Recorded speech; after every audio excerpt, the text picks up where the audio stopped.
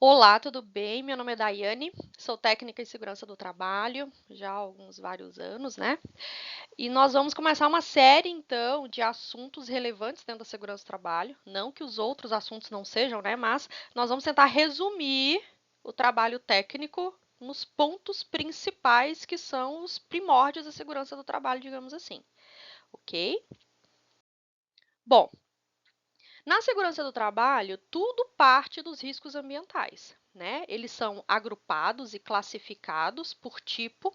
Então, nós temos os riscos físicos, químicos, biológicos, ergonômicos e mecânicos. São cinco grupos de riscos ocupacionais hoje existentes e classificados pela segurança do trabalho, certo?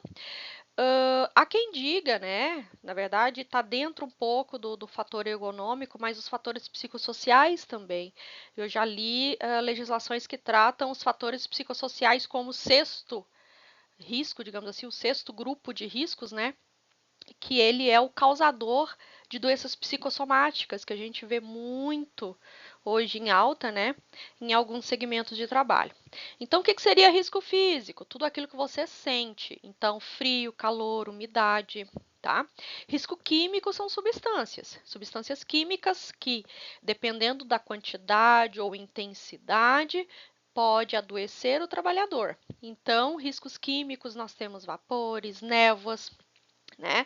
É aquela substância, tá? Que dependendo da dosagem, ela se torna tóxica para o ser humano.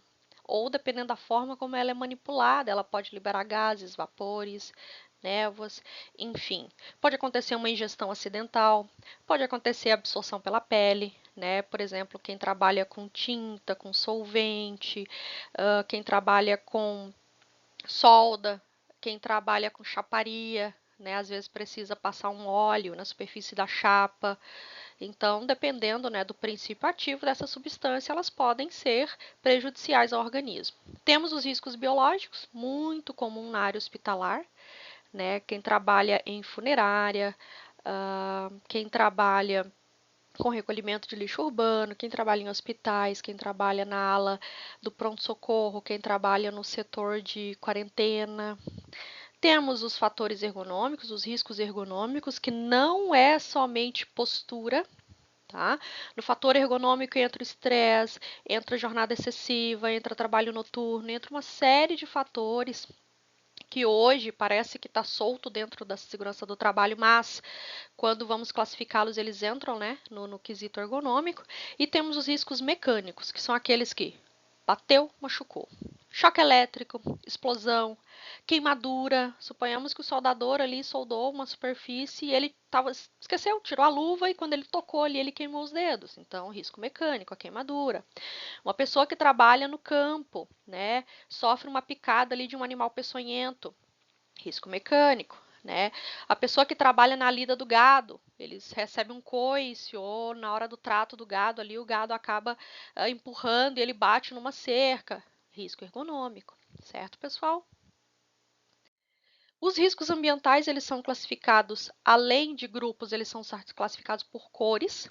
Então, a cor verde é risco físico, tá?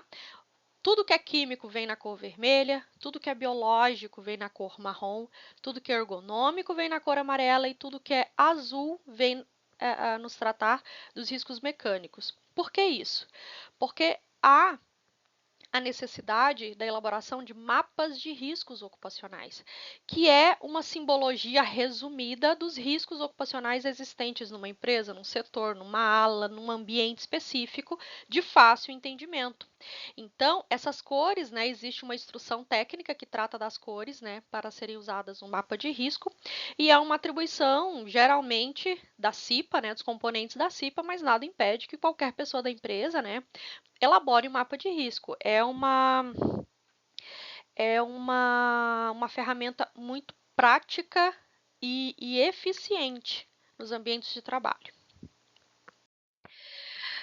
Bom, hoje nós temos publicadas pelo Ministério do Trabalho 38 normas regulamentadoras. tá? Inicialmente, lá em 1978, foram publicadas as primeiras 29 normas. E de 1978 para cá, foram nascendo normas novas, né, conforme a demanda. Uma norma, por exemplo, que nasceu ali por volta de 2011, 2012, se eu não me engano, NR33, que trata dos espaços confinados. É uma norma gaúcha. Ela nasceu baseado nas estatísticas de acidentes e incidentes que aconteciam nas unidades graneleiras aqui do estado do Rio Grande do Sul. Então, é uma norma super genuína. Ao mesmo tempo que tu tem NR12, que foi renovada, né, ela passou por uma atualização grande também, ali por volta de 2009, 2010, 2011, a qual os auditores eram aqui também do Rio Grande do Sul, né? Então, gente, hoje são 38 normas. E essas normas, tu tem normas gerais, que são normas de legislação que se aplica a todos os segmentos, como, por exemplo, a NR1, a NR5, que é da própria CIPA, né, que vai ser uma norma que pode ser aplicada basicamente em quase todos os segmentos, dependendo da quantidade de funcionários e grau de risco. Nós temos as normas setoriais, que são aquelas específicas do segmento. Exemplo, quem trabalha em lavoura, quem trabalha na zona rural, nós temos a NR31. Quem trabalha no setor hospitalar, na área da saúde, nós temos a NR32, específica só para isso. Quem trabalha na mineração, nós temos a NR22, tá? São normas setoriais. E nós temos também as normas especiais, que são aquelas direcionadas para atividades específicas. Então, suponhamos que a pessoa trabalha lá na construção civil, que tem a norma setorial, NR18, porém lá ele faz alguma atividade que fica acima de 2 metros de desnível, seja para baixo ou para cima. Então, entra junto da 18 a necessidade do cumprimento da NR35, trabalho em altura. E dependendo da profundidade, do tipo de ambiente, né, se classificá-lo como confinado, vai entrar também a NR33, que trata da segurança nos espaços confinados. Então, é dessa forma que funciona o jogo das normas regulamentadoras. Primeiro, observa-se se as normas gerais estão sendo cumpridas. Depois, observa-se se há necessidade de uma norma setorial, né, específica para o teu segmento de trabalho, específica para as tuas atividades.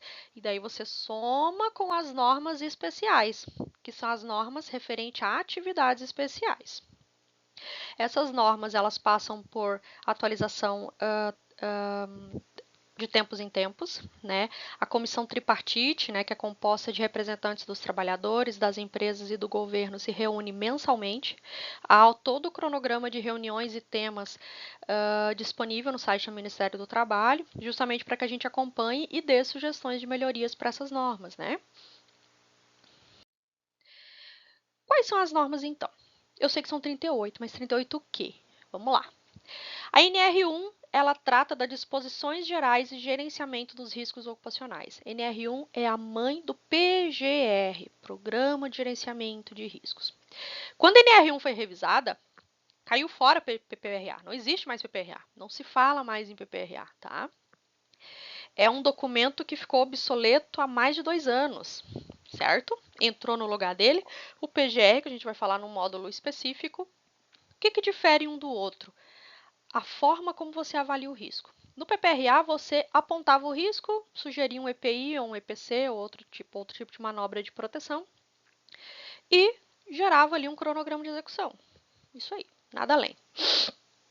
No programa de gerenciamento de riscos, existe uma forma de análise que a NR1 traz para nós, né? Mais conhecido como 3x3, 4x4, que são as tabelas, onde você vai verificar intensidade, periculosidade e probabilidade, tá? Você tem que fazer essa correlação. E em cima dessa correlação, você define quais são as prioridades de ação. Outro detalhe que mudou, né, que o PPRA antes era anual. O PGR, você não precisa renová-lo anualmente, você vai renovar o seu inventário de riscos conforme necessidade. Há uma recomendação de avaliação de pelo menos a cada 2 anos, tá? Mas é um documento vivo. Se daqui a pouco o teu setor tinha uma máquina, uma prensa, e vocês mudaram a forma de trabalhar com essa prensa, ou ela mudou de lugar, ou ela mudou a forma da alimentação da chaparia, você vai alterar o seu mapa de risco e vai analisar os riscos novamente. E aí vai atualizando, tá? A NR2, inspeção prévia, ela foi revogada, né? Viu-se que ela foi uma norma que ficou obsoleta. Embargo e interdição é uma norma que existe, né, e é muito utilizada. Ah, o Ministério bateu aqui e interditou a máquina. Ah, o Ministério veio aqui e embargou a obra. Paralisou. Toda vez que houver possibilidade de risco grave e iminente, você tem que paralisar a atividade, seja você técnico de segurança ou outro profissional da área. Por quê? O risco grave e iminente de acidente ou de risco para a saúde ocupacional do teu trabalhador é responsabilidade de todos, não só dele. Então, se você verificou a possibilidade do risco grave e iminente, paralisa a atividade. Explica o motivo, identifica a situação, enquanto ela não for corrigida, você não libera essa atividade. Porque se houver um acidente, seja ele fatal, com lesão temporária ou permanente, a responsabilidade é sua também. Nós, como prevencionistas, somos corresponsáveis. Entra a questão da... Ai, me fugiu a palavra agora, perdão. Puxa, mais na frente a gente fala sobre isso que me fugiu agora a palavra, eu não vou conseguir lembrar. Mas enfim, nós como prevencionistas, nós temos a obrigação, né, toda vez que a gente verificar uma situação de risco grave e iminente, nós temos que paralisar a atividade e só retornar ela depois que você certificar que está segura para o trabalhador, tá? Uma norma que pega bastante nesse sentido, especialmente com máquinas NR12, né, que te traz uma série de possibilidades de prevenção de acidentes do trabalho, específico para máquinas. A própria NR18 tem uma série de recomendações específicas para quem trabalha em canteiro de obra a céu aberto, NR22 e assim por diante. NR4, Serviço Especializado em Segurança e Medicina do Trabalho, o famoso SESMIT. Né? Lembre-se que lá dentro da NR4 ela vai te dar o dimensionamento, ou seja, grau de risco versus quantidade de funcionários, que vai te dizer se é necessário ou não a constituição do SESMIT. Quais são os profissionais do SESMIT? Técnico de segurança, enfermeiro do trabalho, técnico em enfermagem do trabalho, médico do trabalho e engenheiro de segurança do trabalho, tá? Existe uma corrente forte aí que eu particularmente apoio, que entre também na composição do SESMIT, né, psicólogos do trabalho ou psicólogo organizacional e, claro, os fisioterapeutas, né, em função dos fatores ergonômicos. Temos NR5, Comissão Interna de Prevenção de Acidentes e Assédio Moral. Houve essa alteração também, acrescentou-se mais essa responsabilidade do cipeiro, né, perante a empresa, sobre o assédio moral. Lembre-se, não é sexual, tá? Assédio moral é diferente. Temos NR6, famosa NR6, que trata dos EPIs, né, da proteção coletiva individual. Tem classificado ali quais são os tipos de itens que se consideram EPIs, como que eu faço a entrega, a seleção, como que eu faço a compra desse EPI, como é que eu olho o CA. Uma norma bem legal, bem bacana, que é obrigatória para todos os funcionários, né, que há exposição ocupacional com necessidade de uso de EPI. Ele tem que ser treinado e certificado a respeito disso, tá? Inclusive, a norma cita também situações em que a higienização do EPI é de responsabilidade da empresa. Exemplo, quem trabalha em bloco cirúrgico de hospital.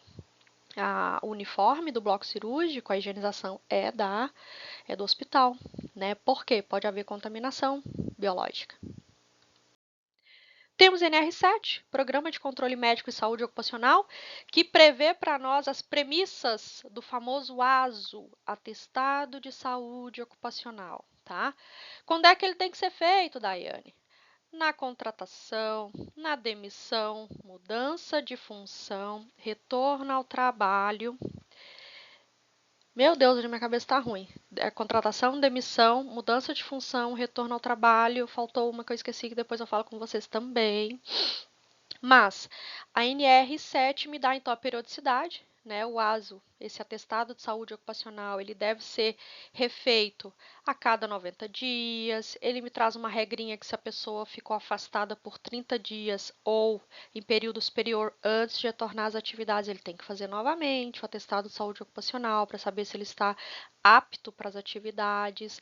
Lembrando que licença maternidade hoje não é mais solicitado o exame de retorno ao trabalho, fica a critério da empresa, né? Mas não é mais uma recomendação. Antes, o texto da norma tinha: o exame de retorno ao trabalho deve ser feito toda vez que o funcionário se afastou das suas atividades por período igual ou superior a 30 dias, vírgula, parto. Esse vírgula parto não existe mais. Mas tem empresa que faz, acho bacana, iniciativa bacana, né? Mas não é uma obrigatoriedade, certo? Senhores, NR8 trata das edificações de até 3 pavimentos. É uma norma que quase ninguém usa, mas é uma norma que tem detalhes interessantes. NR9 era a antiga norma do PPRA, que, como eu disse para vocês, não existe mais. Então, ela virou a norma de avaliação e controle da exposição ocupacional a agentes físicos, químicos e biológicos. Daiane, por que não está falando da ergonomia e do risco mecânico? Porque ergonomia e risco mecânico, perante o INSS, não é considerado riscos passíveis de insalubridade, de pagamento do adicional de insalubridade. Por esse motivo, a QNR9, então, ela me traz parâmetros para possíveis definições, inclusive já tem algumas situações que é basicamente já insalubre, independente de medição, né, de dosimetria, seja ela ruído, vibração, químicos, enfim, ela já é considerada insalubre pela simples presença do agente, né? E a NR9, então, ela virou um complemento da NR16, que é a NR da insalubridade. Ela virou um complemento me trazendo, então, tabelas e orientações relativos a agentes físicos, químicos e biológicos. A NR10, segurança em instalações com eletricidade, ela trata dos trabalhos em baixa e alta tensão, tá? É uma norma também especial, né? Porque ela complementa. Temos NR11, que foi revisada há pouco, né? Nós estamos em 2024, falo com vocês de junho de 2024. Ela já teve a revisão, foi aberta para consulta pública e provavelmente ela será publicada a revisão nova. Geralmente o Ministério do Trabalho dá um ano, né? Para a adequação, para a implantação, então a gente vai ter esse prazo. A NR11 ela trata das movimentações, né? Toda vez que você vai fazer uma movimentação de materiais na sua empresa, utilizando ponte rolante, talha, empilhadeira, plataforma de trabalho aéreo, né, as PTAs ou outro tipo de transportador, a NR11 me traz, né, quais as recomendações. Só que ela estava muito vaga, ela não me dizia qual era a validade do treinamento, ela não me dizia qual era a documentação específica, ela só dizia que o operador ele deveria portar um cartão de identificação. Com a revisão nova, ela está muito mais criteriosa. Eu olhei quando ela estava em consulta pública e ela, assim, ela triplicou de tamanho e está muito criteriosa, muito mesmo. NR12 é a menina dos olhos da legislação de segurança, é a norma que fala sobre segurança no trabalho com máquinas e equipamentos. É uma norma, gente, que ela vai trazer recomendações, desde recomendações mecânicas até recomendações pneumáticas. O distanciamento que a máquina tem que ter, da onde ela está acomodada, entre o corredor onde o teu trabalhador vai transitar. Tem toda uma temática a respeito dentro da NR12. É uma norma bem complexa, é uma norma que engenheiro de segurança gosta bastante. E nós, técnicos de segurança, a gente tem bastante respaldo nela também. Temos NR13, caldeiras, vasos de pressões e tubulações e tanques metálicos de armazenamento. É uma norma que foi revisada também há poucos anos. Está bem mais complexa, né? É a norma que a gente fala, ela é muito utilizada para as caldeiras, né? Que é um equipamento que a gente tem bastante. Hospitais têm caldeiras, algumas fábricas têm caldeiras, tá? A NR14, fornos, certo? NR15, atividades e operações insalubres. Ops, lá atrás eu falei errado, né? Falei que a NR9 era um braço da 16, perdão, é um braço da 15. A 16 é das operações periculosas, né? Então, a NR15, ela trata para mim da insalubridade, é uma norma bem ampla. Ela traz para mim quais são a quantidade mínima, qual é o limite de tolerância de algumas substâncias. Ela tem diversos anexos para a gente poder consultar, né, na hora de identificar um risco e fazer a definição se é insalubre perante norma ou não. Tem riscos que é fácil. Olhou na norma, está escrito ali, é insalubre. Beleza, a norma já te diz que é insalubre, tá? Por exemplo, o enfermeiro que trabalha em área de quarentena, onde há um paciente exposto por doença, né, passível de contaminação, e que essa pessoa fique na aula de quarentena, aquele enfermeiro que entrar ali, ele recebe 40% de salubridade. Diferente do enfermeiro que é ambulatorial, ele vai receber só os 20%. tá? Então, a norma já me diz que é insalubre, mas eu terei situações que eu vou precisar fazer uma medição, fazer uma dosimetria, seja ela de ruído, uma dosimetria de vibração, uma dosimetria de luminância, uma dosimetria de químicos, para saber se está dentro do limite de tolerância que a NR15 traz para mim, se está acima ou abaixo, certo? E só perante esse laudo, tá, é que a gente poderá definir se a atividade, né, será considerada insalubre ou não. Lembrando que a NR15 é muito clara. Se for comprovada o controle, a eliminação desse risco do ambiente de trabalho, ou proteção, ou minimizar, enfim, a norma me traz esse texto técnico. A insalubridade ela fica descartada, porque você controlou o risco, você neutralizou o risco, certo? Então, por isso que é uma avaliação que exige, além do teu PGR, ela vai exigir também um laudo específico, um LTIP, que depois a gente fala em outro momento. NR16 trata da periculosidade. Quais são as atividades periculosas? Quem trabalha com elétrica, radiação ionizante, vigilante armado, explosivos e motoboy. Ano passado, perdão, acho que aqui em 2024, já começo do ano, a função de motoboy está suspensa como atividade periculosa no primeiro momento, porque segundo a análise feita, falta mais embasamento legal para esse adicional devido. Por quê? Tem muito motoboy que ele não é carteira assinada como motoboy, mototaxista, né? Motoentregador. Então, estava complicado esse entendimento. Feito isso, achou-se por mais certeza suspender então esse pagamento, né? E aí fazer de novo uma análise, reescrever esse texto do adicional de periculosidade para o motoboy e aí ele vai retornar para a norma depois. Ou não, de repente ele vai virar uma instrução técnica. Enfim, estamos no aguardo, né? Daiane, eu tô recebendo periculosidade. Foi suspenso porque o aparelho da radiação ou que foi colocado um novo que já tem uma forma de medir, ele não tem mais radiação sendo emitida. Isso pode acontecer, suspender minha periculosidade? Pode. Você não estava exposto naquele período. Periculosidade é aquele que bateu, matou. Diferente da insalubridade, que é algo que vai te adoecer. Certo? Daiane, eu recebo insalubridade. Eu recebo o grau mínimo, aumentou para o grau médio. Pode acontecer? Daiane, janeiro, fevereiro e março eu recebi insalubridade. Lá em abril, suspenderam a insalubridade. Pode acontecer, de repente houve uma alteração de layout, houve uma alteração de maquinário, houve a comprovação de que a exposição do trabalhador não está nem no limite de tolerância, está muito abaixo ou quase inexistente, então não há por que o pagamento do seu adicional de insalubridade. Lembrando que o adicional de insalubridade ele vai impactar lá na frente, vai impactar na aposentadoria especial, certo? Ou seja, a pessoa aposenta menos tempo, né, de contribuição, por quê? Subentende-se que ele ficou todo esse período exposto, né, o EPI não era suficiente, a proteção coletiva não era suficiente, era um risco que estava fora do controle nosso, por mais que a empresa tenha tentado. Então, você recebe, você aposenta mais cedo justamente porque, em tese, você teve essa exposição aí por 15, 20 ou 25 anos, né? Que vai impactar lá na GFIP, que a gente vai falar depois. Temos a NR17, ergonomia, que também foi revisada há poucos anos. Há pouco tempo agora, mês de maio, a profissão de ergonomista entrou no cadastro de CBOs, então hoje nós temos os profissionais ergonomistas que estão aptos a fazer a análise ergonômica do trabalho, né, fisioterapeuta, médico do trabalho, enfim, mas tem tipo uma pós-graduação, se eu não me engano, que tem que ser feito. Teve uma época que muitos técnicos de segurança fizeram curso de ergonomista, né, antes do E-Social entrar em vigor. Inclusive, havia o evento, né, de risco ergonômico que foi suspenso. Eu acredito que até em função dessa dificuldade de se definir quem é o profissional apto para fazer uma análise ergonômica do trabalho, quem é o profissional que assina uma análise ergonômica do trabalho e sugere melhorias. Acho que essa conversa ela demorou muito para acontecer, né?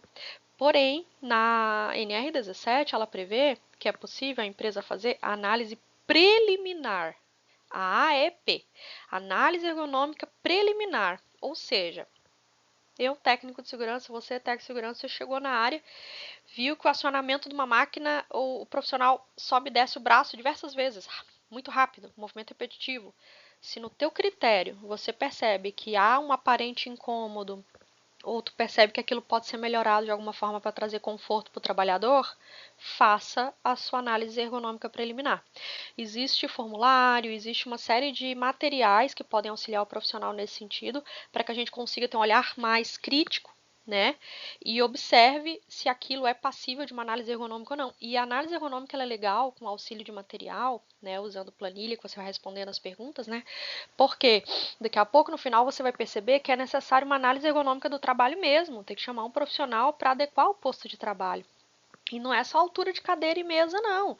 É a forma como o robô de solda está colocado, é o jeito que a esteira que transporta a saca está instalada. Às vezes é um próprio movimento que o trabalhador faz para desenvolver uma atividade. De repente a gente tem que melhorar a forma como a atividade é feita. Então o auxílio de profissional ergonomista é interessante e deve ser feito, certo?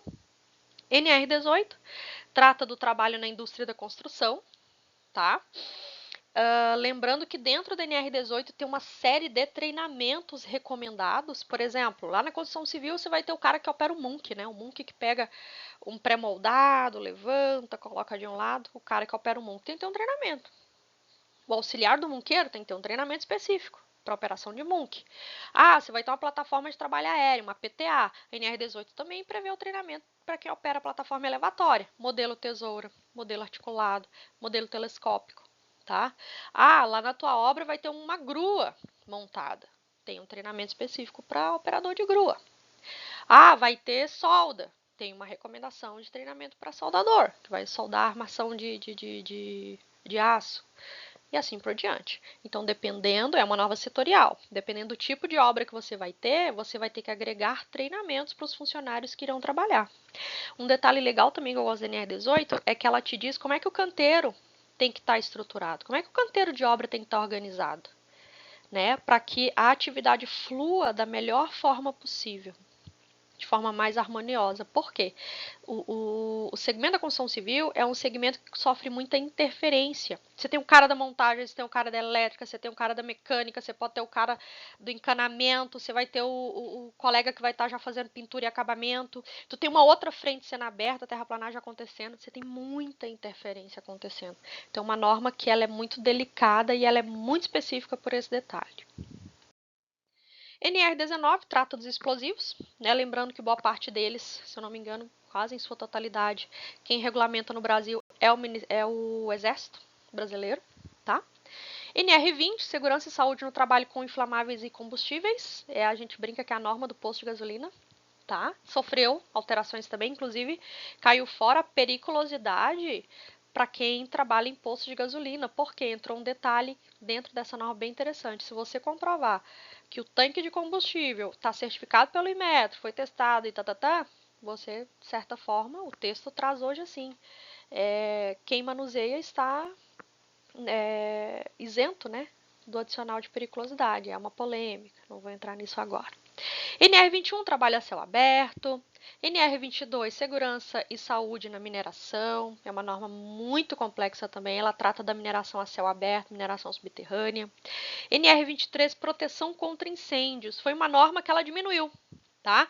Porque hoje esse critério da proteção contra incêndios, ela está desmembrada nos estados, ou seja, cada estado do Brasil tem a sua legislação própria. Rio Grande do Sul tem uma, São Paulo tem outra, Amazonas tem outra, Minas Gerais tem outra, tá? Desde 2013, ali da tragédia da Kiss, houve uma revolução na questão de proteção contra incêndios.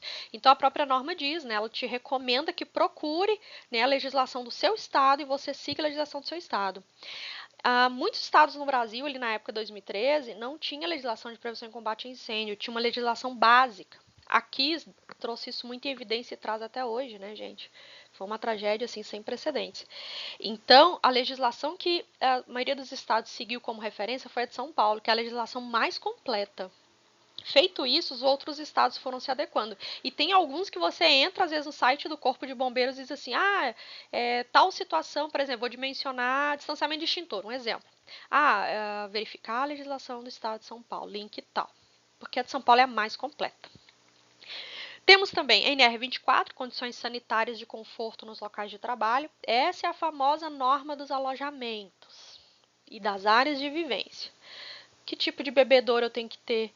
quantos sanitários eu tenho que ter, quantos mictórios eu tenho que ter, quantas pias eu tenho que ter. Gente, essa norma ela é tão detalhada que, por exemplo, ela diz que o chuveiro, né, tem que ser dimensionado, 1 para 10, 1 para 20, dependendo da atividade. E lá no local do chuveiro tem que ter um apoio para a toalha, um apoio para sabonete. Tu não pode simplesmente instalar um chuveiro e deu para bola. Tu tem que seguir a risco. O auditor, quando ele vai te auditar alojamentos, ele vai olhar esses detalhes todos. Ele me diz que o papel higiênico tem que estar em local próprio, tem que ser descartado, né, de forma específica. Ele me diz que não pode ser usado toalha de tecido, tem que ser usado toalha descartável.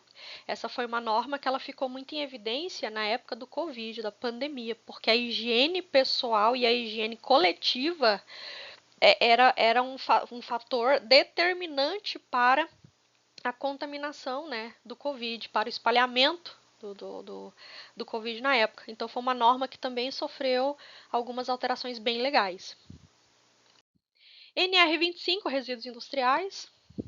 Eu tenho uma empresa, a gente mexe com mecânica, tem bastante estopa suja de óleo e graxa. Não é só jogar no lixo e o caminhão da prefeitura passar e recolher, não, porque aquele pouquinho de óleo que está na estopa, ele pode poluir um lençol freático assim, de forma absurda. Pequena quantidade de óleo contamina grandes áreas. Então, o recolhimento tem que ser especial, tem que ser feito um manifesto de transporte do produto químico lá para a empresa específica, onde ela vai dar a destinação final. Isso é verificado pelos órgãos de fiscalização ambiental, pela prefeitura, o CREA pode pedir, o Corpo de Bombeiros pode pedir os manifestos, o Ministério do Trabalho, tá? A Vigilância Sanitária, enfim. NR26, sinalização de segurança, foi uma norma que também diminuiu.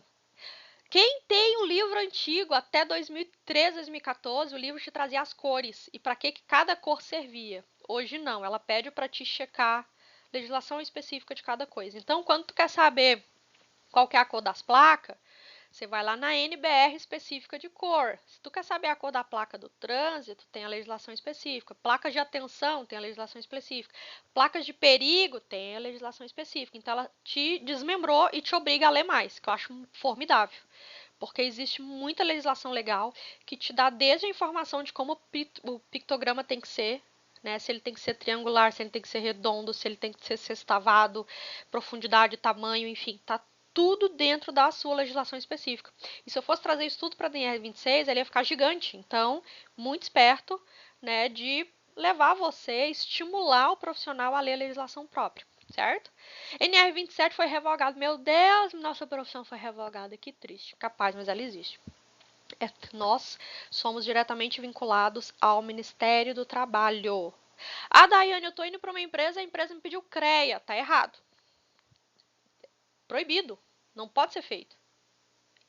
Uma empresa que te contrata como técnico de segurança, ela não pode exigir que você tenha CREA, a não ser que você seja um profissional de uma formação que o CREA seja o conselho responsável, ok? Então, não caiam nessa e argumentem, tá? O profissional de segurança do trabalho, nós somos vinculados ao órgão máximo, ao Ministério do Trabalho, nós não temos conselho. Há sindicatos em alguns estados e algumas regiões, mas nós somos diretamente ligados ao Ministério do Trabalho e Emprego. Perfeito? Bom, NR28, fiscalização e penalidades. Essa norma, né, ela é uma norma que te traz o custo das infrações. Ela é atualizado o custo pela Receita Federal anualmente. NR29 trata do trabalho portuário, do trabalho aquaviário, tá? É uma legislação setorial. NR30 me traz informações sobre o trabalho aquaviário. Opa, eu emendei as duas, né? 29 portuário, 30 aquaviário. Gente, hoje eu tô quinta-feira, quarta-feira, perto da quinta, perto da sexta, acho que eu tô já assim encaminhada, né? NR30, aquaviário, como falei. 31, trabalho na agricultura, silvicultura, pecuária, exploração florestal e aquicultura. Essa é uma norma polêmica nas suas renovações. Por quê? No governo anterior, a bancada ruralista bateu forte, né, em relação à fiscalização do Ministério do Trabalho. Por quê?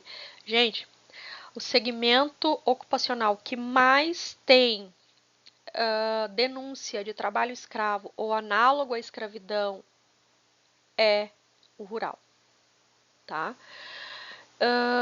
Tanto que tem NR33, ela nasceu por causa do rural, ela nasceu por causa da unidade graneleira, ela nasceu por causa do silo, ela nasceu por causa da moega, ela nasceu por causa das correias transportadoras, né, subterrâneas.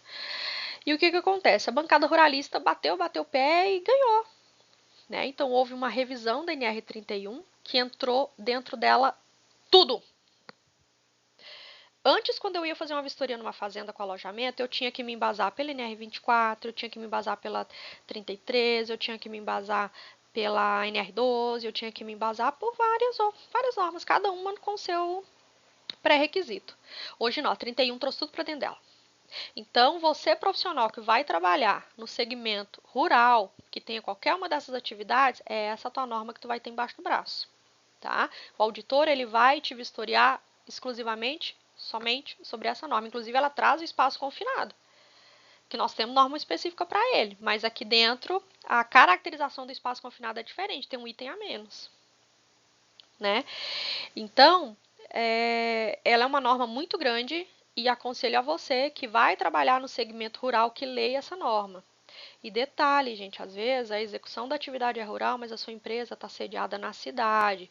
Tenham esse cuidado também, porque por mais que ela esteja na cidade, como a atividade é executada no ambiente rural, pode ser necessário você agregar essa necessidade de adequação específica para o rural.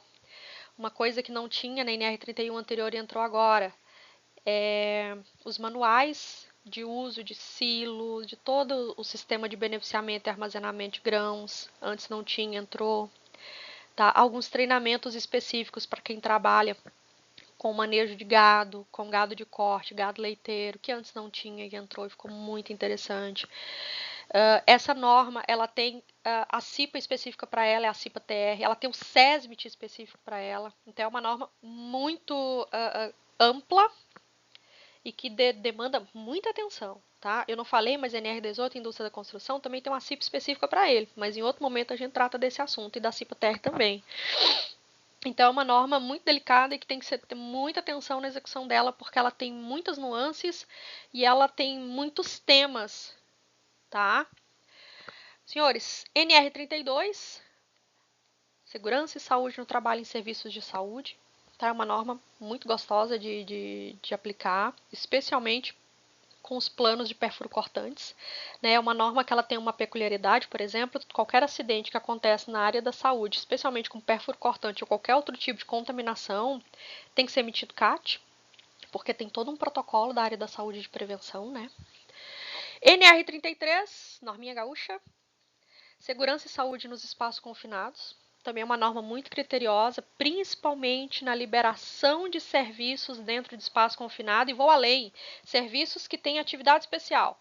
Entrei, desci no posto do elevador, fazer uma solda. Opa, não é só descer.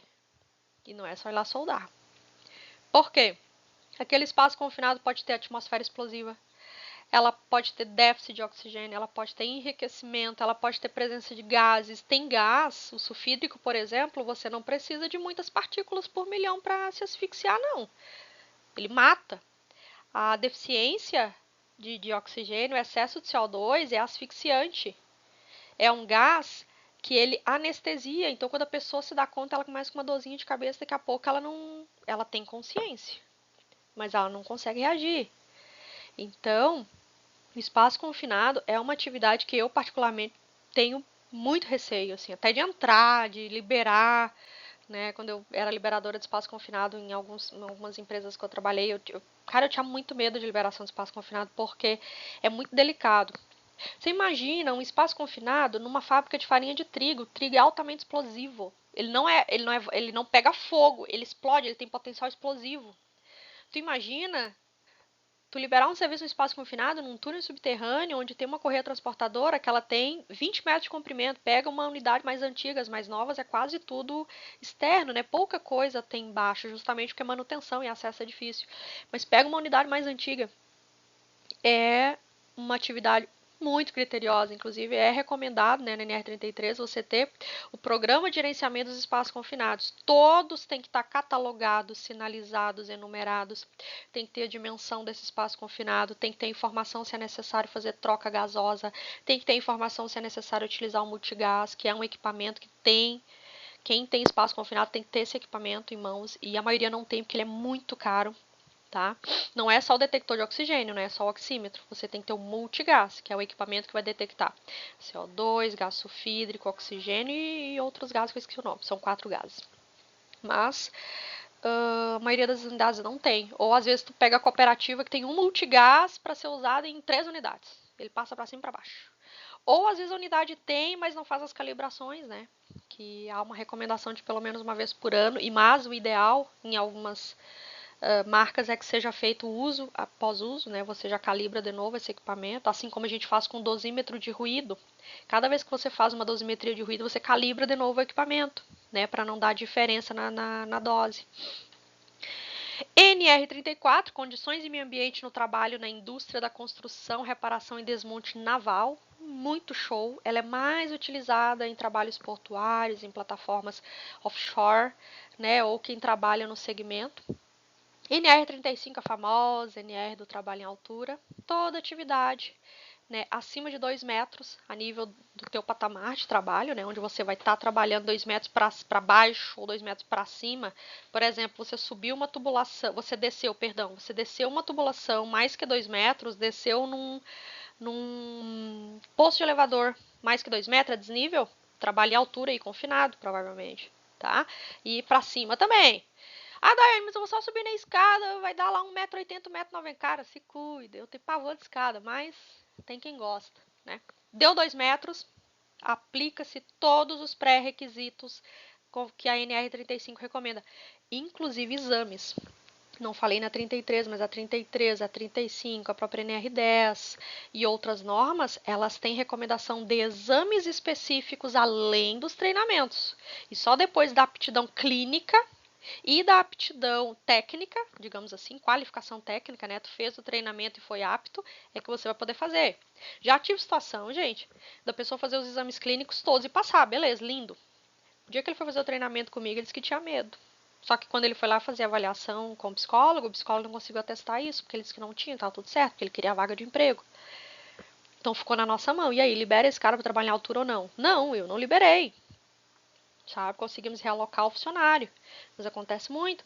Às vezes ele passa, ele é contratado e durante o processo de contratação, a maioria das empresas bota o cara fazer o treinamento de NR35 antes de terminar os exames complementares. E às vezes ele vai fazer um exame complementar lá, ele é hipertenso, ele tem, ele é epilético, ele tem diabetes altíssima, tem que tomar insulina de tempos em tempos. Opa, a gente já fica atento, porque ele pode ter uma crise, né, de hipoglicemia. Essa pessoa pode ter uma crise hipertensa, passar mal em altura, o resgate é terrível, tanto em altura quanto em confinado. Então, por isso que a norma me traz a recomendação técnica do treinamento e também a aptidão clínica, para que a gente tenha certeza que esse profissional estará seguro no exercício da sua atividade. Às vezes ele não vai se acidentar, mas ele pode colocar a equipe em risco. Compreendem? Temos NR36, que é a norma do abate e processamento de carnes e derivados, é a famosa norma dos frigoríficos. NR37, plataformas de petróleo, totalmente offshore, né? Muito específica, muito setorial. E NR38, é a norma mais fresquinha que a gente tem, é a norma de trabalhos nas atividades de limpeza urbana e manejo de resíduos sólidos. Uma norma que está fresquinha, chegou também há pouquíssimo tempo.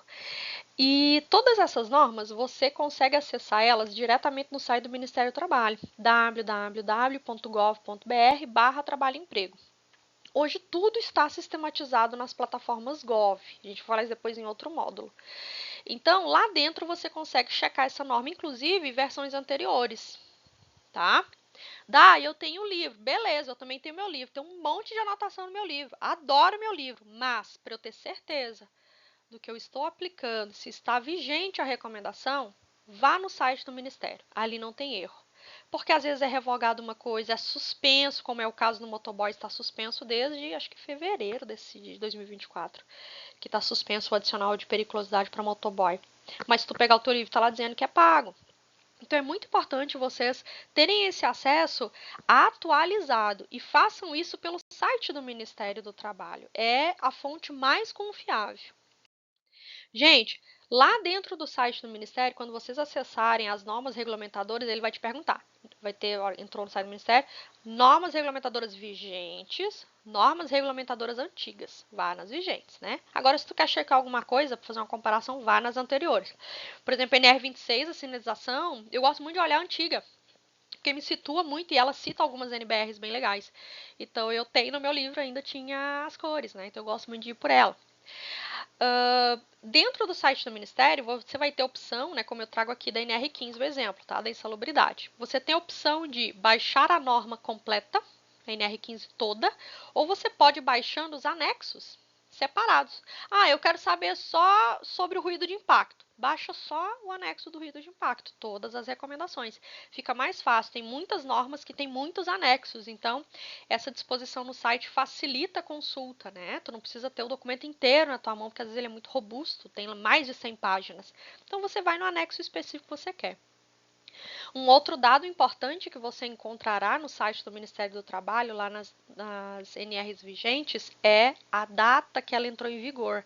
A NR15, a última atualização, ó, entrou em vigor dia 13 de janeiro de 2022, em virtude do ajuste do anexo 3, calor, e do anexo 8, vibração. Então aqui tu sabe bem certinho, ele vai sempre te dizer quais foram as mudanças que essa norma recebeu. E no texto da página dessa norma, né, uma introdução ali antes de você acessar o arquivo, também te diz todas as alterações que essa norma sofreu desde a primeira vez que ela foi publicada e os porquês. Outra opção bacana que tem também no site do Ministério do Trabalho são os documentos de apoio. Dependendo da norma, gente, ela vai ter lá, ó. Eu trouxe aqui para vocês a norma 29, trabalho portuário.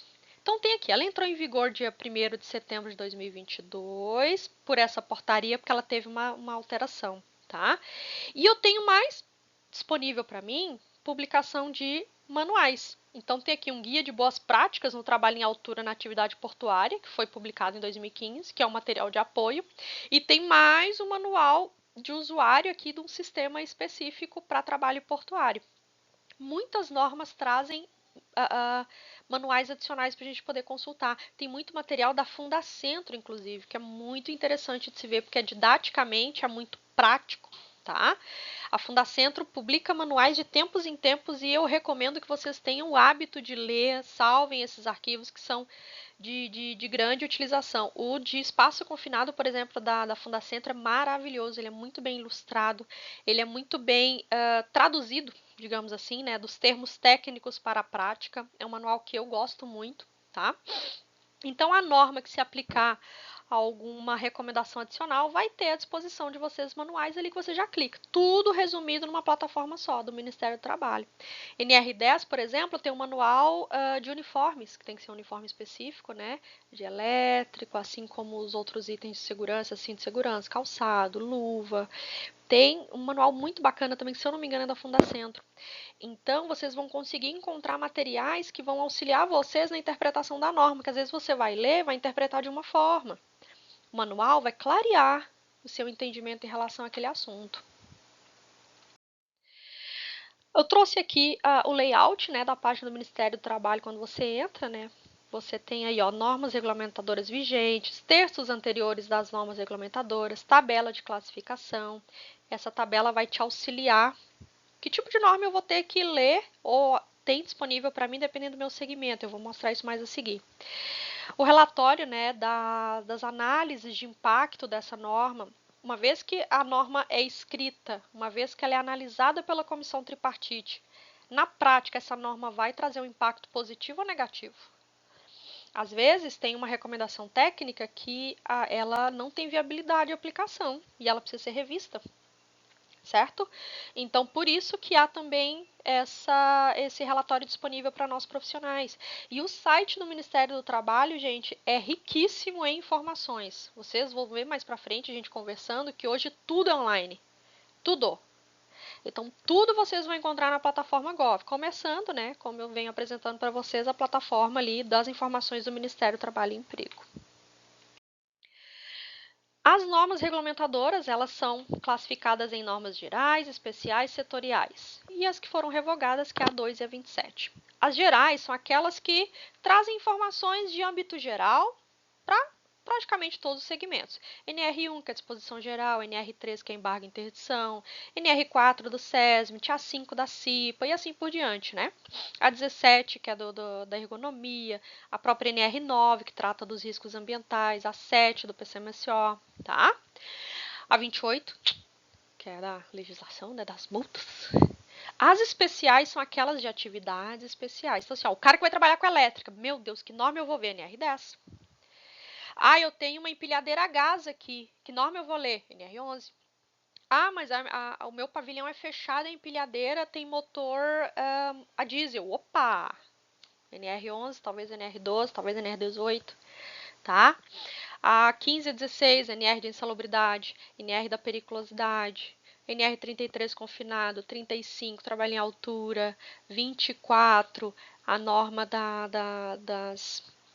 dos alojamentos, né, das condições das áreas de vivência e assim por diante. As setoriais são aquelas normas direcionadas para setores de atividade. Então, a 18, construção, 22, mineração, 29, portuário, 30, aquaviário, 31, trabalho rural, 32, trabalho em hospital, 36, trabalho em frigoríficos, 38, recolhimento de lixo, beleza? Olhando assim não tem erro, tá? Tá fácil. E essa tabela está disponível para vocês também no site do Ministério. Gente, o básico, como assim, a raiz de tudo são as normas. São os riscos ocupacionais. São 5 grupos de riscos ocupacionais. Porém, no exercício da atividade, onde é que eu vou trabalhar com isso? Onde é que eu vou pesquisar isso? Onde é que tudo aquilo que eu li, as 38 normas, os procedimentos, os documentos que estão previstos nas normas, onde é que isso vai ser utilizado? Que plataformas? Como eu disse a vocês, hoje tudo está online, tudo está integrado. Tudo está dentro do e-social, que muita gente ainda tem dúvida e parece um bicho de 7 cabeças, mas não é. Na prática ele é simples. Ele é bem simples de fazer. Hoje o E-Social ele integra Ministério do Trabalho, Previdência Social, Receita Federal, INSS e a Caixa Econômica. Meu Deus, Daiane, que loucura! O Ministério do Trabalho é quem regulamenta e vistoria. Caixa Econômica Federal é quem recolhe os impostos. Então, o FGTS, por exemplo, é um recolhimento da Caixa Econômica. O INSS é o órgão que vai pagar o benefício, seja ele assistencial ou de aposentadoria. A Receita Federal é quem cobra. Então, se o Ministério do Trabalho foi lá, viu uma situação de risco grave intermitente, interditou, te deu prazo para correção, você não corrigiu, ele vai te autuar. Ele vai te multar. Essa multa quem recolhe é a Receita Federal, depois ela repassa. Por isso está tudo interligado. E a Previdência Social é quem vai definir se esse benefício ou aquela situação que você tem um profissional, vou pegar um exemplo prático, o profissional é pintor, ele usa pistola para pintar, ele faz esse movimento com o braço, ó, sobe e desce, pintando peça. Ele desenvolveu um problema no ombro e toma remédio e vai, tem 10 anos que ele trabalha na empresa. E vai e volta da empresa e sempre aquele mesmo problema no ombro. Chegou um ponto que o médico dele deu um laudo e mandou ele para o INSS. Código 31, auxílio doença. Só que quando chegou no dia da perícia lá na Previdência, a Previdência Social olhou e disse, não, esse CID aqui, né, esse Cadastro Internacional da Doença, esse CID, é de uma doença que ela tem nexo causal, ela pode ser agravada ou gerada pelo trabalho. Então, a Previdência Social hoje ela tem autonomia para converter esse benefício em auxílio doença acidentário, ou seja, você tem uma doença do trabalho, certo? E isso há uma diferença no pagamento dos adicionais, de impostos, isso impacta em muitas coisas, gente, não vamos entrar aqui nesse mérito que a gente vai longe, mas uma hora não vou falar sobre isso. Então, a Previdência Social vai converter esse benefício, tá? Para Código 91, em vez de ser só auxílio doença simples, ele passará a ser um auxílio doença acidentário. Quando a Previdência faz essa manobra, onde é que vai bater na porta? Lá no Ministério. Está na plataforma do E-Social, todo mundo tem acesso. E também vai bater na porta da Receita Federal. Opa!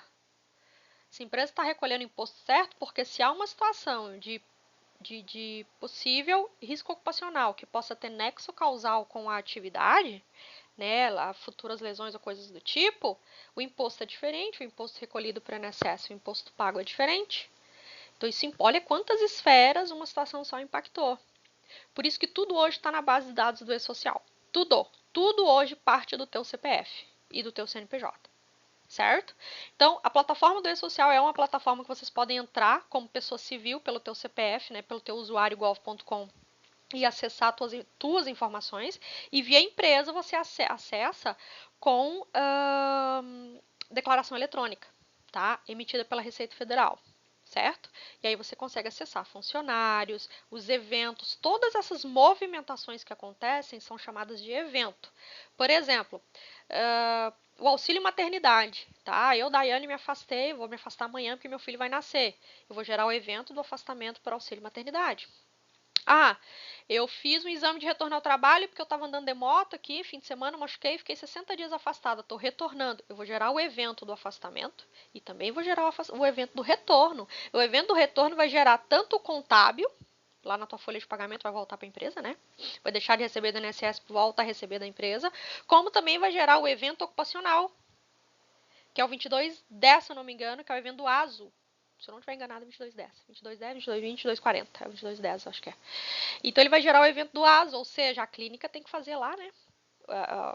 A tua avaliação clínica, se houver exame complementar, tu vai fazer. Todos aqueles resultados, data, assinatura, tudo aquilo gera um evento, ou seja, gera uma informação que vai para a base de dados do INSS, que vai bater na base de dados da Receita, que vai bater na base de dados da Caixa Econômica, que vai bater na base de dados do Ministério. É tudo interligado, tá?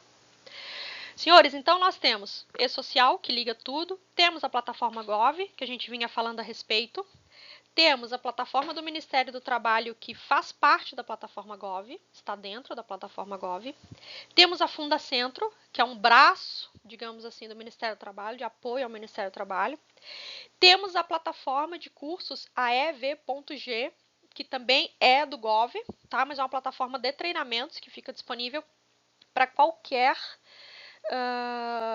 pessoa acessar, né, com teu usuário e senha, geralmente é o mesmo usuário do gov.com. O que é o teu usuário do gov.com? É você entrar no aplicativo do gov.com ou pelo computador, teu CPF, tu vai gerar uma senha.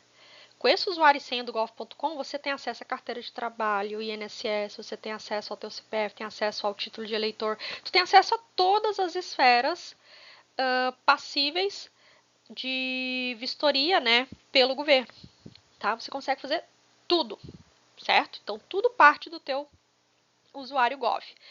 Exemplo, tu tem um funcionário que, ai, Daiane, eu não sei se a empresa, eu me acidentei, não sei se a empresa fez a CAT pra mim, eu tô em dúvida porque ninguém me falou nada. Eu fiquei afastado, sei lá, 10 dias, já voltei, mas eu não sei se a empresa fez a CAT. Se você pegar o teu usuário Gov e lá no aplicativo do INSS, você consegue acessar a tua CAT. Sabia disso? Ah, Daiane, eu vou pedir demissão da empresa amanhã, decidi, tô saindo, obrigado, foi muito bom, vou para outra empresa. O teu PPP, perfil profissiográfico previdenciário, você entra no INSS com o teu gov.com, no aplicativo, você tem acesso a todos os teus PPPs, de todos os períodos. Então, hoje está tudo integrado. Não tem mais como você fazer coisa retroativa. Não tem mais como você burlar o sistema. Tu botar o cara trabalhar frio 30 dias e rodar a folha dele de contratação, a ficha de registro com data de 30 dias para trás. Não tem como fazer isso mais, porque a comunicação é em tempo real e há prazos para envio desses eventos. Há prazos legais que devem ser seguidos, que são passíveis de multa. E quem dá a multa é a Receita Federal. Certo? Dentro do Gov, você vai acessar o site do Ministério para acessar a norma regulamentadora. Para acessar o CA, Certificado de Aprovação dos EPIs, se está válido, você vai acessar no Gov, no site do Ministério. Para acessar a carteira de trabalho, o número do seu PIS, você acessar com o usuário Gov. Tem um aplicativo do FGTS que ele ainda não é usuário Gov, mas tem os mesmos pré-requisitos e peso legal, digamos assim. Para acessar o E-Social dentro do gov.com, tem a plataforma do E-Social. Para fazer emissão de CAT, As empresas que já estão vinculadas ao e-social obrigatoriamente tem que fazer pela plataforma do e-social, porque vai gerar o evento da CAT, que é o 22... Ixi, menina, hoje eu tô ruim de memória, acho que é o 2240. Para acessar a Receita Federal, o próprio e-social, né, ficou repetido ali, acessar o teu INSS, benefício, quanto tempo falta para aposentar, acessar PPP, acessar CATs emitidas, tudo você faz por ali. E um detalhe muito importante, todas as informações devem estar corretas. Gente, se o nome do teu pai for Antônio Benedito Geraldo de Barros, e lá na sua admissão, na ficha registro, a empresa colocou Antônio Benedito Geraldo Barros, sem o DE, vai dar divergência em todos os outros. Você não vai conseguir fazer nada. Sem antes você não corrigir lá na plataforma gov.com. Bom, quais são os documentos, os instrumentos que o técnico de segurança vai manusear e que ele tem que estar atento? Primeira coisa, CPF. O número do CPF do funcionário e o nome dele deve estar correto. Vírgula, acento, abreviação. Se na certidão de nascimento tem uma abreviação, se no RG tem uma abreviação, tudo tem que estar casando. Lembrando que depois que saiu fora, não me lembro agora em que ano exatamente, se eu não me engano foi em 2019 ou 2020, que saiu fora a carteira de trabalho física impressa, que ela passou a ser digital, que ela migrou para o digital, a carteira de trabalho é o número do CPF e a série é o final. Então tudo, vejam que tudo é vinculado ao CPF, tá? Então daqui a pouco vocês vão pegar um funcionário, principalmente os mais novos, que ele não vai ter a carteira de trabalho física, ele vai ter a digital. Então ele vai, tem que baixar o aplicativo e ali você consegue acessar a tua carteira de trabalho digital. Então o técnico de segurança ele vai manusear muito documentação, né, do funcionário, especialmente CPF, ficha registro. Muita atenção se a data da admissão está correta, se o nome do pai, da mãe, o número do CPF, o nome do funcionário está correto. E outro detalhe, a ficha registro ela tem dois dados que geram eventos por e-social. Um, que é a própria ficha registro, a ordem dela, né? E o mais importante é o número de registro dessa ficha registro no e-social. Ele vai gerar um protocolo, um número bem grande. Esse número é que vai ser informado no evento da admissão, ou demissão, ou mudança de função. Esse número da ficha registro. Então, muita atenção nesse detalhe também. Antigamente, né, era o livro registro. Então, tu tinha um livro de pauta, né, a folha que você fazia à mão ali, né? Depois passou para sistema, que ainda é utilizado hoje bastante, que você segue também por ordem. E depois, agora tudo é pelo e-social. Você já cadastra a pessoa diretamente no e-social, né? Outro documento muito importante que o técnico de segurança vai pegar muito, ASO, Atestado de Saúde Ocupacional. Detalhe, se tiver exames complementares, o ASO venceu, mas a dosimetria, desculpa, a audiometria está válida e os demais exames complementares, vai verificar na sua clínica se vai poder aproveitar aquela audiometria ou se daqui a pouco o médico, né, o responsável pelo teu PCMSO, vai recomendar que você faça uma nova. Beleza, faz, tá? Venceu o exame complementar, mas o ASO está válido. O que eu faço? Faz o complementar, emite um ASO novo com as datas dos exames que estão vigentes e a data daquele exame complementar que foi atualizado. Pode acontecer de você pegar um ASO, um atestado de saúde ocupacional, que um exame clínico complementar venceu. Solicita que seja feito, principalmente se for uma função passível de pagamento de insalubridade. Você tem que ter as medições corretas e por exemplo, se tem uma exposição a chumbo, tem um exame específico de sangue que você faz, se não me engano, sangue e urina até. Então, periodicamente, a norma traz a periodicidade semestral, anual, enfim, você tem que estar repetindo esses exames para mensurar se aquele risco ocupacional não está afetando a sua saúde. Então, muita atenção profissional técnico no vencimento dos exames complementares e verifiquem se esses exames complementares estão dentro do PCMSO. Porque se for um risco ocupacional que está lá no PGR, nós vamos falar em outro módulo, lá no PCMSO foi definido os exames para mensurar se aquele risco está afetando, tá? Esses exames, eles irão gerar eventos do e-social, que vão impactar lá na plataforma do e-social, lá na plataforma da Previdência da Receita Federal. Beleza? CAT, comunicado de acidente do trabalho ele pode ser feito diretamente pelo site do INSS, porém, empresas que já estão dentro do E-Social, que atendem os pré-requisitos de obrigatoriedade e cumprimento ali dos eventos do E-Social, a CAT tem que ser feita direto pelo E-Social. Tá? Existem códigos específicos lá dentro. Então, pode acontecer de você sentar para fazer uma CAT na hora lá na tua empresa e dar uma mensagem assim, ó, esta empresa deverá fazer a CAT pelo E-Social. Então, você tem que ver com a tua contabilidade ou com o teu RH qual que é o programa que está sendo utilizado ou declaração eletrônica da Receita Federal, usuário e senha, e aí vocês vão direto no site do E-Social e lá dentro vocês vão conseguir emitir a CAT. Tá? Outro detalhe, atenção a benefícios do INSS, seja código 31, que é o afastamento para auxílio doença comum, né? Ou 91, que é acidentário. Cara, bateu 91, uau, acende uma lanterna. Porque tudo muda, tá? O 31, por exemplo, enquanto você está afastada, não há o pagamento do INSS, não há o pagamento do FGTS. O 91 é diferente. Os recolhimentos são diferentes. A atenção é diferente, pode incidir numa possível estabilidade quando essa pessoa retornar.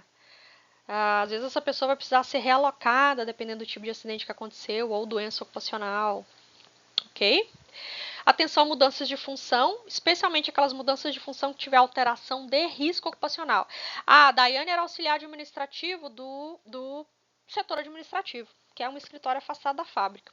Daí eu fui remanejada para auxiliar administrativo do PCP, Planejamento e Controle da Produção, que fica no meio da fábrica. Mudou os riscos, provavelmente. Dependendo do tipo de produto fabricado, pode ter ruído, vai ter exposição a riscos mecânicos, pode cair alguma coisa, pode ter ponte rolante em cima, pode ter uma série de coisas. Então, mudou tudo. O teu ASO provavelmente vai ter exames complementares para serem feitos. Agora, se houve uma mudança de função dentro do mesmo setor e não houve mudança de risco, ou seja, não é necessário fazer avaliação e geração de eventos, geralmente tu não vai precisar fazer nenhum exame de mudança de função, né? Porque tu permaneceu no mesmo, no mesmo ambiente, com a mesma exposição e tu tem um exame válido. Então, beleza. Muita atenção também se há necessidade de dosimetria, se você precisa fazer medição, né? Dose de ruído, vibração, produtos químicos ou outro. E se houver necessidade, ele deve vir acompanhado da LTIP, né, de um laudo técnico de insalubridade ou periculosidade quando se aplicar. Falaremos disso em outro modo. E alteração de exames ocupacionais, principalmente aqueles de atividades passível de insalubridade. O mais comum é ruído, as dosimetrias com alteração. Tá? Daiane, mas isso fica a critério da medicina, a medicina que tem que resolver. Nem sempre, às vezes, o olhar vai ser do técnico, porque você está em campo. Você está ali no dia a dia com esse funcionário. Você vai estar com o supervisor desse funcionário. Esse cara recebe EPI, ele está usando certinho, ele tem algum problema que ele não está comentando, o EPI está sendo trocado, né, na periodicidade certa, esse cara tem queixa de incômodo do uso desse EPI, vamos mais além. Essa máquina que ele opera, a manutenção está em dia, tem preventiva? Lá na NR12 diz, tem que ter preventiva, registrada. Tem como enclausurar esse ruído? Tem como melhorar o processo? Tem como, aí entra ergonomia também, daqui a pouco sugerir ligar essa máquina no intervalo entre outra, para não concentrar ruído demais no mesmo local. Vamos mais além, tem como melhorar o processo, né?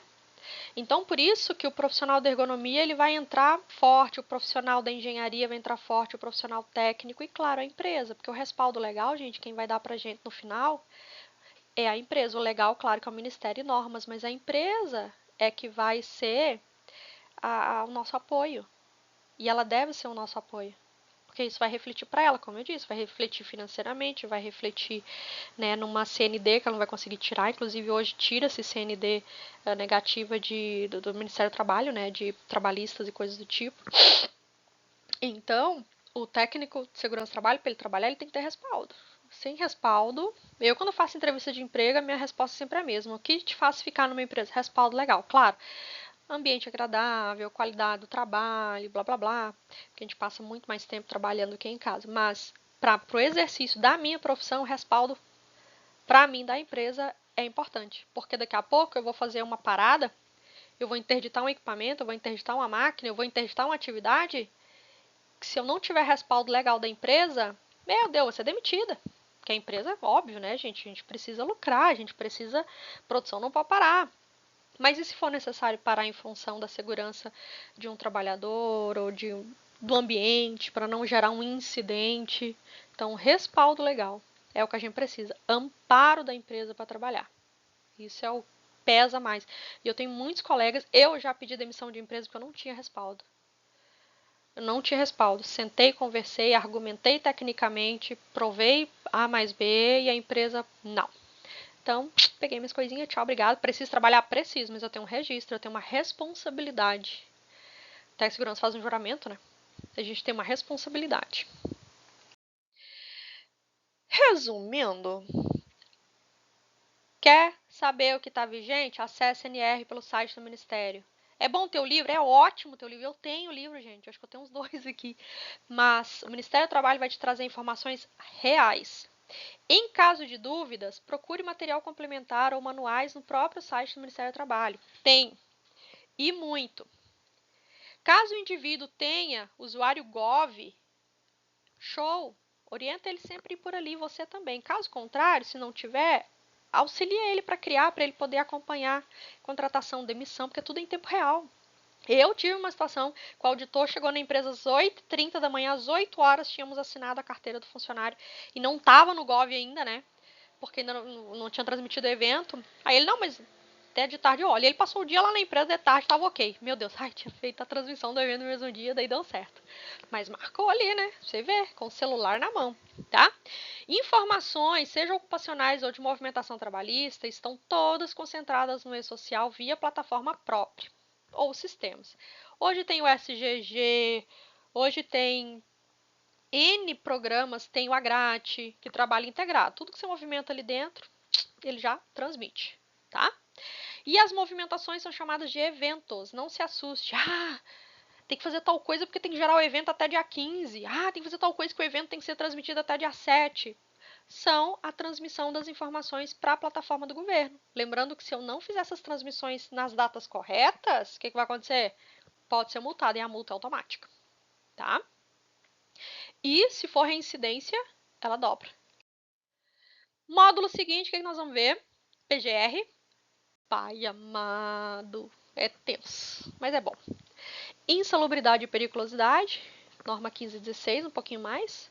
LTIP, né? O laudo técnico de insalubridade e periculosidade. LTCAT, que é muito comum, gente, né? Que é um laudo técnico das condições ambientais de trabalho, regido pelo INSS. Nós vamos falar um pouquinho sobre análise ergonômica preliminar e análise ergonômica do trabalho.